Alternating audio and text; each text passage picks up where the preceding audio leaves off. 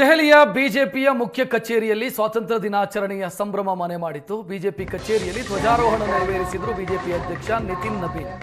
ಇನ್ನು ಎಐಸಿಸಿಯ ಮುಖ್ಯ ಕಚೇರಿ ಅಂದ್ರೆ ಕಾಂಗ್ರೆಸ್ನ ಮುಖ್ಯ ಕಚೇರಿಯಲ್ಲಿ ಮಲ್ಲಿಕಾರ್ಜುನ್ ಖರ್ಗೆ ಅವರು ಎಐಸಿಸಿ ಅಧ್ಯಕ್ಷರು ಧ್ವಜಾರೋಹಣ ನೆರವೇರಿಸಿದ್ರು. ಈ ವೇಳೆ ಸೋನಿಯಾ ಗಾಂಧಿ ಮತ್ತು ರಾಹುಲ್ ಗಾಂಧಿ ಉಪಸ್ಥಿತರಿದ್ದರು.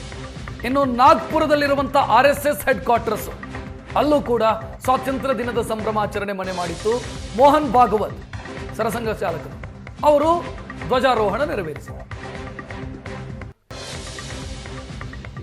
ಮೂರು ದೃಶ್ಯಗಳನ್ನು ನೋಡ್ತಾ ಇದ್ದೀರಿ. ಒಂದು, ದೆಹಲಿಯ ಮುಖ್ಯ ಕಾರ್ಯಾಲಯ ಬಿಜೆಪಿ ಹೆಡ್ ಕ್ವಾರ್ಟರ್ಸ್, ಅಲ್ಲಿ ನಿತಿನ್ ನಬೀನ್ ಧ್ವಜಾರೋಹಣ ನೆರವೇರಿಸಿದರು.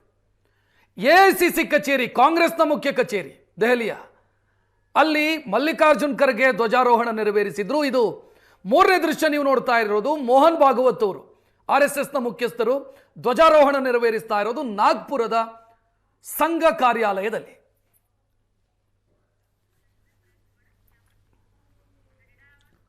ಬಿಜೆಪಿ ಕಚೇರಿಯಲ್ಲಿ ಧ್ವಜಾರೋಹಣ ನೆರವೇರಿಸಿದ್ರು ಬಿಜೆಪಿ ಅಧ್ಯಕ್ಷ ನಿತಿನ್ ನಬೀನ್.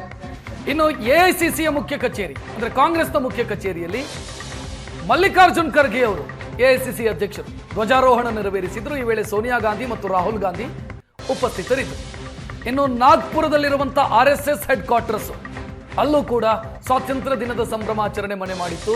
ಮೋಹನ್ ಭಾಗವತ್ ಸರಸಂಘ ಚಾಲಕರು ಅವರು ಧ್ವಜಾರೋಹಣ ನೆರವೇರಿಸಿದರು. ಮೂರು ದೃಶ್ಯಗಳನ್ನು ನೋಡ್ತಾ ಇದ್ದೀರಿ. ಒಂದು, ದೆಹಲಿಯ ಮುಖ್ಯ ಕಾರ್ಯಾಲಯ ಬಿಜೆಪಿ ಹೆಡ್ ಕ್ವಾರ್ಟರ್ಸ್, ಅಲ್ಲಿ ನಿತಿನ್ ನಬೀನ್ ಧ್ವಜಾರೋಹಣ ನೆರವೇರಿಸಿದರು.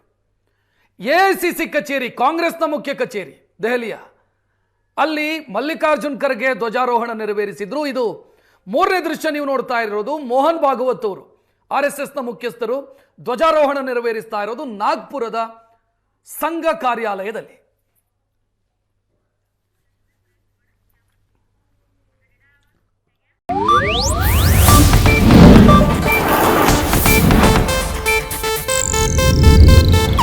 ಇದು ಏಷ್ಯಾನೆಟ್ ನ್ಯೂಸ್ ನೆಟ್ವರ್ಕ್ ಪ್ರಸ್ತುತಿ.